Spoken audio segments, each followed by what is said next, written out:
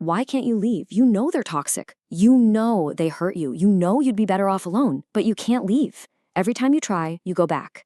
And it's not because you're weak. It's because you're trauma bonded. In this explainer, we're going to unpack this deeply personal loop.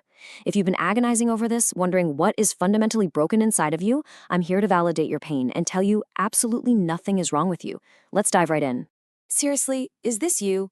Do you feel this hidden, almost crushing shame because you keep defending someone who, let's be honest, treats you terribly? It's the exact question that haunts you at night, right? The one your friends and family keep asking too.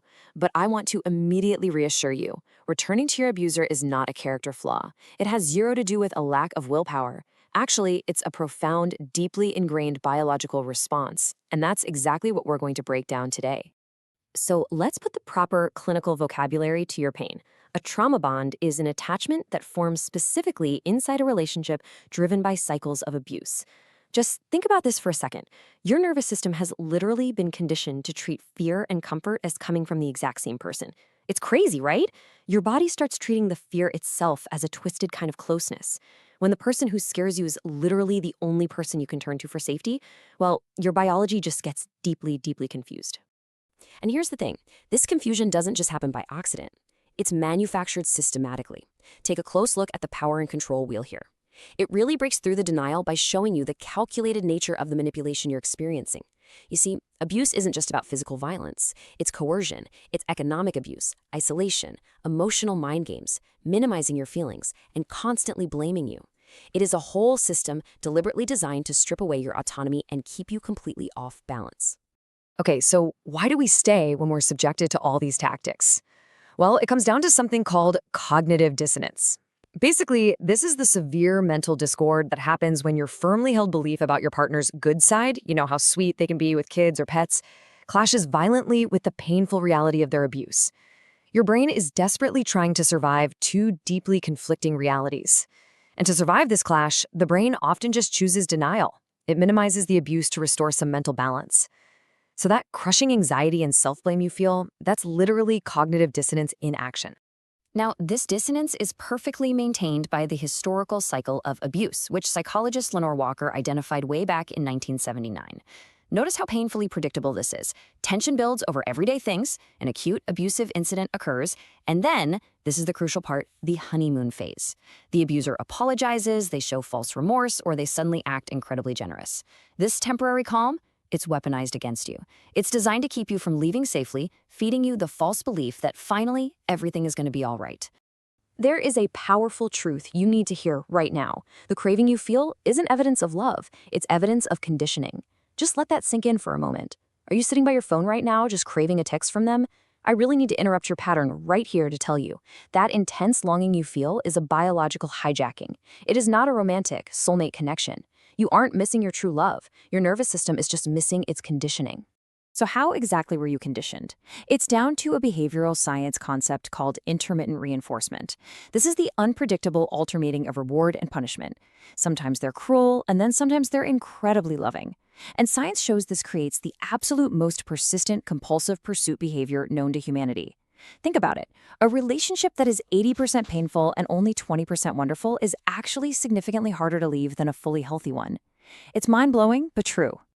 When we contrast these two realities side by side, the picture becomes super clear. Healthy love is consistent, it's predictable, secure, and it physically calms your nervous system. Intermittent reinforcement, on the other hand, keeps your brain on constant high alert. It operates exactly like a slot machine.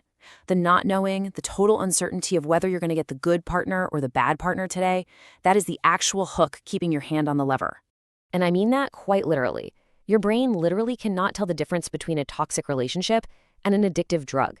If you feel physical agony when you try to leave, that chest-tightening panic, that is hard neurobiology at work. Trauma bonds hijack the exact same dopamine reward pathways as a cocaine or nicotine addiction. You are fighting a literal chemical withdrawal. You're not weak, you're in withdrawal. This creates a terrifying hormonal cocktail keeping you trapped. Basically a biochemical bond from hell. Look at how this works. Oxytocin from the honeymoon phase creates this intense emotional trust. Then cortisol, triggered by fear, actually works together with the oxytocin to deeply embed fear-based memories. Dopamine gives you a massive high when they finally show a little affection, and then your serotonin just plummets during the devaluation phase, causing you to obsess and ruminate over them like someone with OCD. You are, for all intents and purposes, a chemical hostage.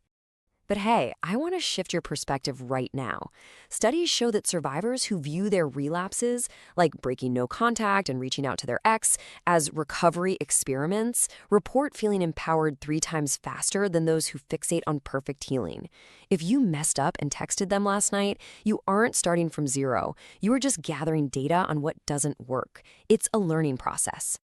You really need to give yourself some grace here because prolonged abuse causes real, measurable neurobiological symptoms. Your HPA stress axis gets stuck in overdrive.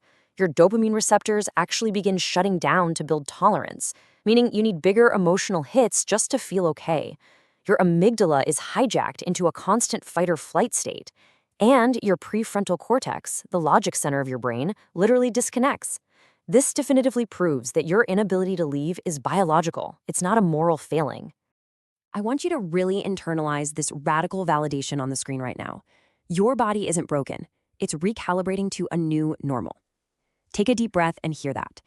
Your nervous system is not failing you. It is functioning exactly as it's designed to under severe, abnormal, and honestly threatening circumstances.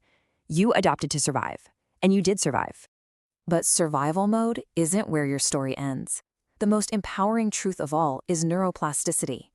This is your brain's incredible, scientifically proven ability to rewire itself and heal from trauma. The damage you're feeling right now, it's not permanent. You can physically rebuild healthier relationship patterns right inside your mind. So how fast can this start? 8 weeks. That's it.